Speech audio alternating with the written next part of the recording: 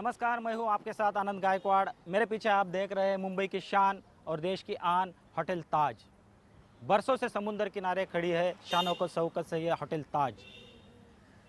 इसी मुंबई की शान को 13 साल पहले एक गहरा दाग लगा था। जी हां, 26 नवंबर 2008 को हिंदुस्तान पर हुए इस आतंकी हमले का जख्म पूरी दुनिया ने देखा। पड़ोसी मुल्क पाकिस्तान की घिनौनी करतूत को भी पूरी दुनिया ने देखा। उस आत्मघाती हमले में 160 बेगुनाह लोगों की जान चली गई, सैकड़ों बच्चे अनाथ हो गए, परिवार उजड़ गए, कई सुहागिनें विधवा हो गई, कई माँ बाप के बुढ़ापे का सहारा उनसे छीन लिया गया। मौत और आतंक का वो खेल लगातार 3 दिन चलता रहा, लेकिन हमारे जाबाज जवानों ने उस पाकिस्तानी साजिश को नाकाम किया, बल्कि पूरी दुनिया के सामने बेनकाब भी किया। 26/11 की वो पूरी कहानी आज हम आपको बताएंगे और विस्तार से बताएंगे कि किस तरह से उस गहरे जख्म से हिंदुस्तान उभरा है और नई बुलंदियों को छू रहा है।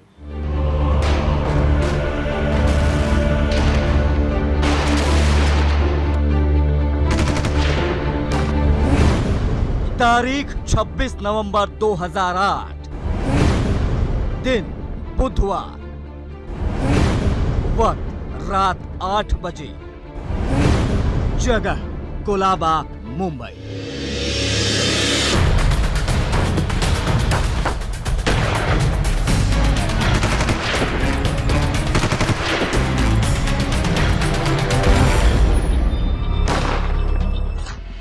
समंदर में एक स्पीड बोट तेजी से मुंबई के किनारे की ओर बढ़ रही थी। इस बोट पर 10 लोग सवार थे। उस वक्त को किसी को अंदाजा तक नहीं था कि स्पीड बोट पर सवार वो लोग कौन हैं, वो कहां से आए हैं और उनके मंसूबे क्या हैं। स्थानीय मछुआरों ने जब उन्हें देखा तो उनसे पूछा कि वो कौन है।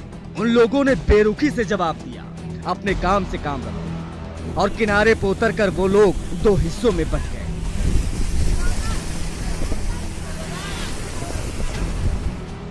उन लोगों की बातचीत के लहजे और तेवर से मछुआरों को कुछ शक हुआ और उन्होंने फौरन इसकी जानकारी स्थानीय पुलिस को दी। हालांकि पुलिस ने उस वक्त मछुआरों की बातों को गंभीरता से नहीं लिया। इस दौरान कब परेड के मछली बाजार के पास बोट से उतरे 10 लोग 4 टुकड़ों में बंट गए। वहां से 4 ग्रुपों में बंटकर टैक्सी की और सभी अपने तय प्लान के मुताबिक अलग अलग स्थानों पर चले गए। उनका प्लान क्या था, कितना खतरनाक था, उस वक्त उन 10 लोगों के सिवा ये कोई नहीं जानता था। रात 9 बजे आई थी हमले की पहली खबर।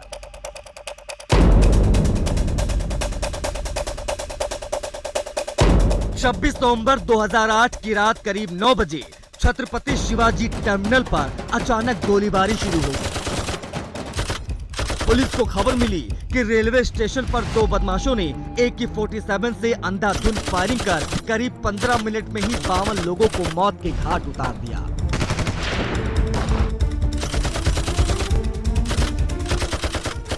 गोलीबारी में 100 से ज्यादा लोग जख्मी हो गए। पुलिस को लगा कि ये अंडरवर्ल्ड के गैंगवार का अंजाम है। मीडिया भी कई घंटों तक गैंगवार बताकर ही खबरें चलाता रहा। धीरे धीरे मुंबई के 3 और ठिकानों से एक के बाद एक फायरिंग की खबरें आई और कुछ ही देर में ये साफ हो गया कि मुंबई में हुआ है आत्मघाती आतंकी हमला। देश के खिलाफ रची गई है सबसे बड़ी आतंकी साजिश। आतंकियों ने मुंबई में एंट्री करने के साथ सबसे पहले Leopold cafe, Nariman house, CST, hotel Taj, hotel Trident को अपना निशाना बनाया। 26/11 की रात मुंबई की सड़कों पर चारों तरफ खून ही खून नजर आ रहा था। इस दौरान लियोपोल्ड कैफे में विदेशी नागरिकों के साथ तकरीबन 1800 मेहमान थे, जबकि होटल ताज में 450 और होटल ट्राइडेंट में 380 मेहमान थे। आतंकियों ने ताज और ओबरॉय होटल के अलावा यहूदियों के मुख्य केंद्र नरीमन पॉइंट को कब्जे में ले लिया था और कई लोगों को बंधक बना रखा था।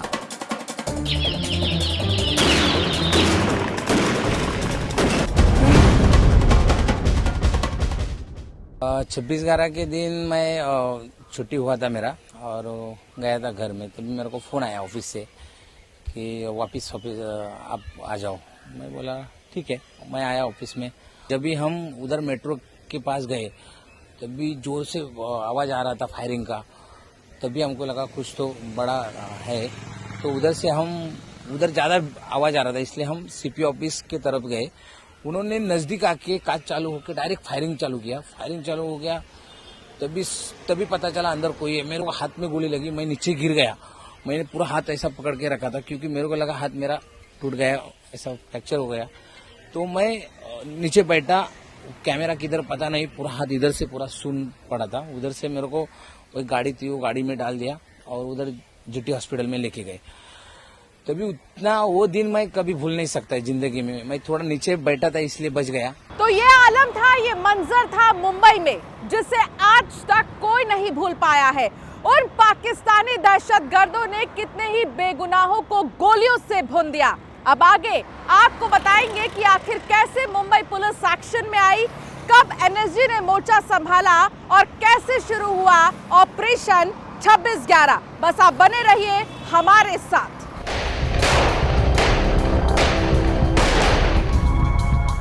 सीएसटी पर रात 9 बजे जब हमले की खबर आई तो पूरे मुंबई में सन्नाटा सा फैल गया था।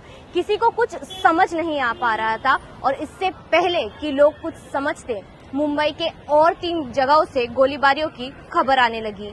AK-47 के साथ आतंकवादियों ने मौत का ऐसा तांडव किया जिसकी कल्पना भी किसी ने नहीं की थी। खैर, इस बीच मुंबई पुलिस एक्शन मोड में आ गई थी, लेकिन जिस तरीके से ये आतंकवादी हमला हुआ था वो मुंबई पुलिस के कंट्रोल के बाहर लग रहा था और इसीलिए एनएसजी को मोर्चा संभालने के लिए बुलाया गया। समय रात 10:30। जगह मुंबई का ताज होटल।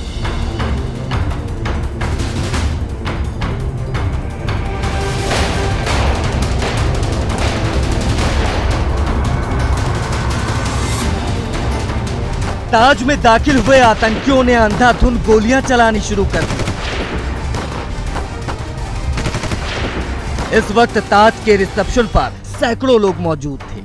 आंकड़ों की बात करें तो उस दिन मुंबई के ताज होटल में 450 और ओबरॉय में 380 मेहमान मौजूद थे। आतंकियों ने ताज और ओबरॉय होटल के अलावा यहूदियों के मुख्य केंद्र नरीमन पॉइंट को कब्जे में ले लिया। कई लोगों को बंधक बनाने की खबरें आने लगी।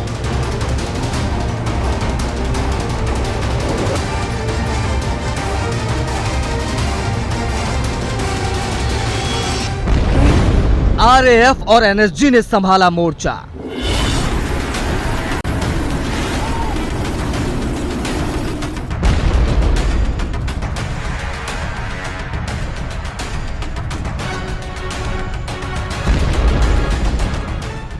आतंकी हमले के बाद रैपिड एक्शन फोर्स यानी आरपीएफ, मैरीन कमांडो और नेशनल सिक्योरिटी गार्ड यानी एनएसजी कमांडोज ने मोर्चा संभाल लिया।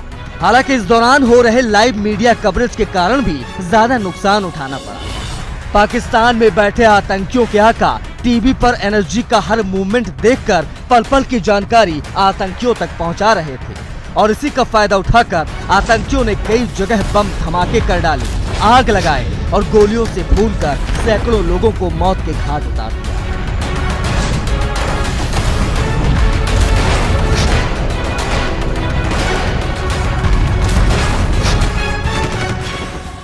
करीब 60 घंटे की लड़ाई के बाद आखिरकार 9 आतंकियों को ढेर कर दिया गया और एकमात्र जिंदा आतंकी आजमल आमिर कासाब को पकड़ा गया। लेकिन यह सब इतना आसान नहीं था।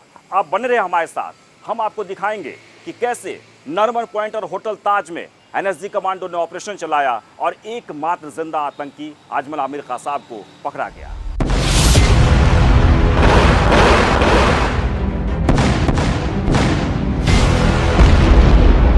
विश्व इतिहास के सबसे कायराना और शर्मनाक आतंकी घटनाओं में शुमार 26/11 के इस हमले के जख्म आज भी ताजा है।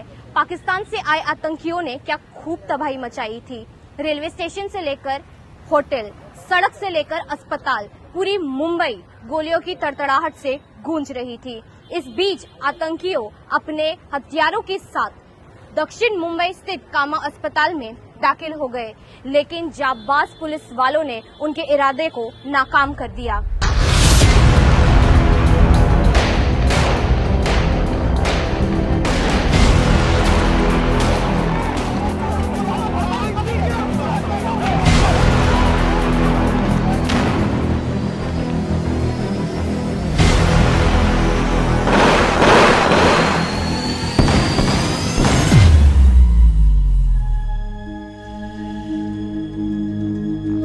मुंबई पर हुए आतंकी हमले के आज 13 साल बाद भी उस समय को याद करके हर कोई सहम जाता है। उस वक्त की भयावह तस्वीरें देखकर आज भी लोगों की रूह कांप जाती है। 26 नवंबर 2008 को कई लोगों ने अपने चाहने वालों को हमेशा के लिए खो दिया।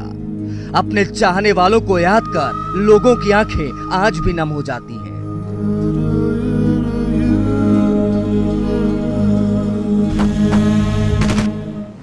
मुंबई के बोरीबंदर, विले पार्ले, ताज होटल, ओबरॉय ट्राइडेंट होटल और नरिमन हाउस और सीएसटी में नरसंहार के बाद पाकिस्तान से आए आतंकियों की एक टुकड़ी दक्षिण मुंबई के कामा अस्पताल में दाखिल हो गई। उस वक्त वहां बड़े पैमाने पर मरीज भर्ती थे। वो चलने तक की स्थिति में नहीं थे। दर्जनों मरीज तो ऑपरेशन थिएटर में थे। लेकिन खूंखार आतंकी अपने मंसूबों में कामयाब होते उससे पहले ही मुंबई पुलिस ने जांबाजी दिखाते हुए आतंकियों के मंसूबों पर पानी फेर दिया। पुलिस के गोली से कामा अस्पताल में जैसे ही एक आतंकी ढेर हुआ, बाकी दुम दबाकर भागने लगे।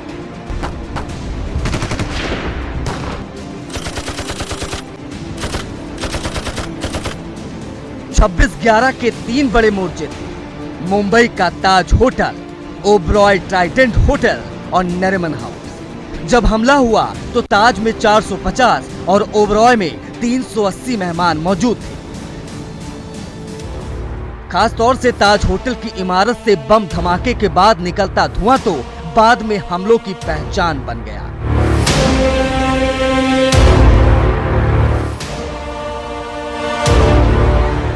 हमारी इस खास पेशकश में आप बने रहिए हमारे साथ। आगे हम आपको दिखाएंगे कि आखिरकार कैसे मुंबई पुलिस ने अजमल कसाब को जिंदा पकड़ा और बाद में उसका क्या हश्र हुआ।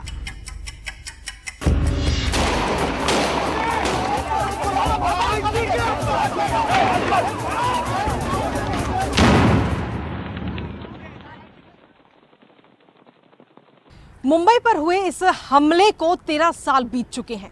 इस आतंकी हमले में मुंबई पुलिस और एसपीजी के जवानों ने 9 आतंकियों को मार गिराया था, लेकिन एक आतंकी अजमल कसाब को जिंदा गिरफ्तार किया गया था।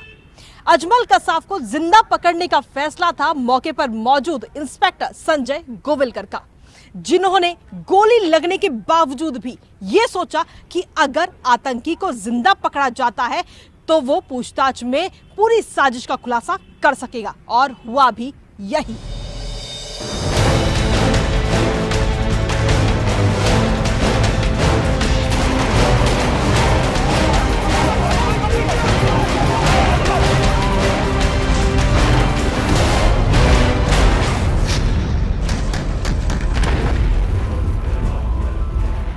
छब्बीस 11 नरसंहार के भले ही आज 13 साल बीत गए हों, लेकिन जख्म आज भी ताजा है।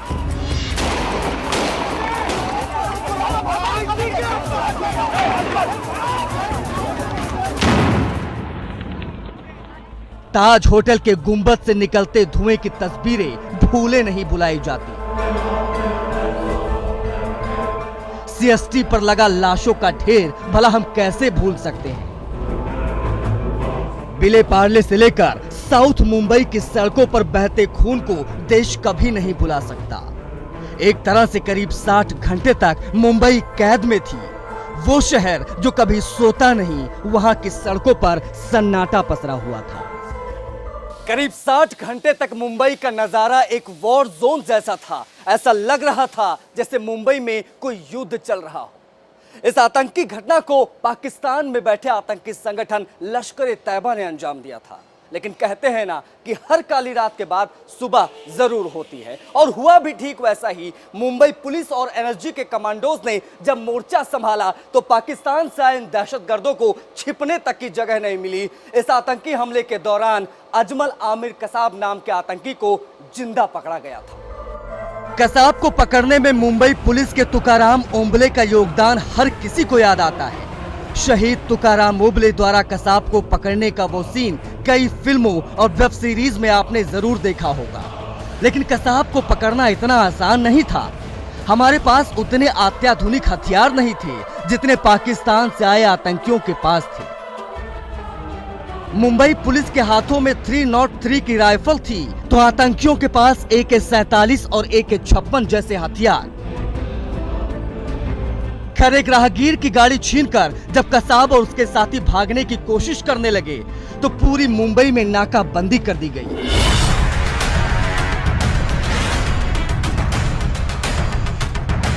आतंकी कसाब को जिंदा पकड़ने के लिए काफी कोशिशें की गई थी, लेकिन बार बार वो चकमा दे रहा था। आखिर में मुंबई पुलिस में बतौर सहायक इंस्पेक्टर तैनात रहे तुकाराम ओंबले ने सिर्फ एक लाठी के सहारे उसे पकड़ लिया। मुंबई की DB मार्ग पुलिस को करीब 10 बजे सूचना मिली कि 2 आतंकी जिनके पास भारी हथियार हैं, उन्होंने CST में यात्रियों को भून डाला है और सड़क पर एक गाड़ी की मदद से आतंक मचा रहे हैं।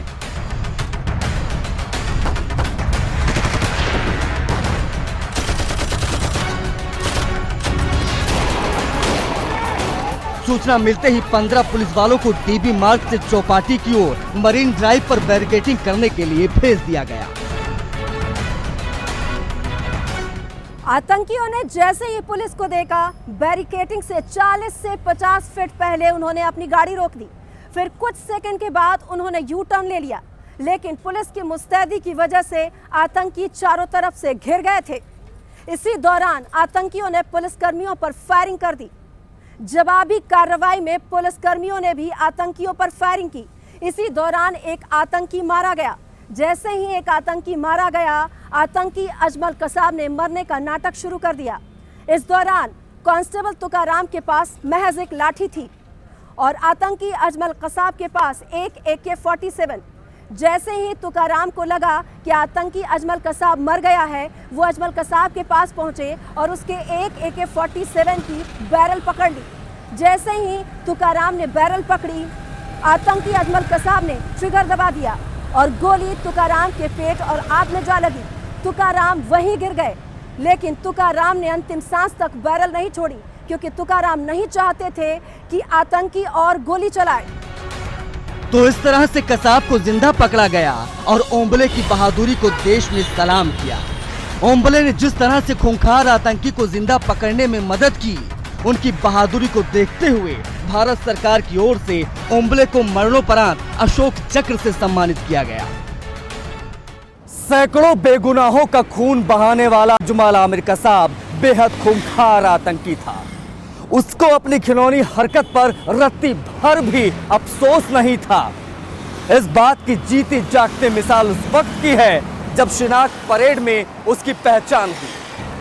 अजमल आमिर कसाब की पहचान जब कामा अस्पताल की नर्स अंजलि कुलथे ने की तो वो जोर जोर से हंसने लगा। उसने कहा, मैडम ठीक पहचाना आपने, मैं ही हूँ अजमल आमिर कसाब। इस बात से अंदाजा लगाया जा सकता है कि अजमल कसाब कितना खूंखार था। अजमल आमिर कसाब की इसी शिनाख्त के बाद उस पर मुकदमा चला और उसको बाद में सजाए मौत मिली। अंजलि कुलथे वही नर्स थी जिन्होंने कामा अस्पताल में भर्ती कई प्रेग्नेंट महिलाओं की हमले के दौरान जान बचाई थी। कसाब और उसके साथियों के खूनी खेल को खत्म करने के लिए rapid action force, national security guard यानी NSG कमांडोज ने मुंबई पुलिस के साथ मिलकर मोर्चा संभाले रखा और 60 घंटे की लगातार जंग के बाद आखिरकार 9 आतंकियों को मार गिराया, जबकि अजमल आमिर कसाब जिंदा पकड़ा गया, जिसे नवंबर 2012 में पुणे में फांसी दी गई। वो जख्म तो भरना ही था, यही हिंदुस्तान की ताकत है और खूबी है। मेरे पीछे ताज की पहले जैसी रौनक इस बात का सबूत है कि हम तेजी से आगे बढ़ रहे हैं। 26/11 जहां आतंक के गहरे जब्त की सबसे बड़ी निशानी है, तो वही आतंक और नफरत के खिलाफ हर हिंदुस्तानी के जज्बे का गवाह भी है। इसका लोहा पूरी दुनिया ने माना है।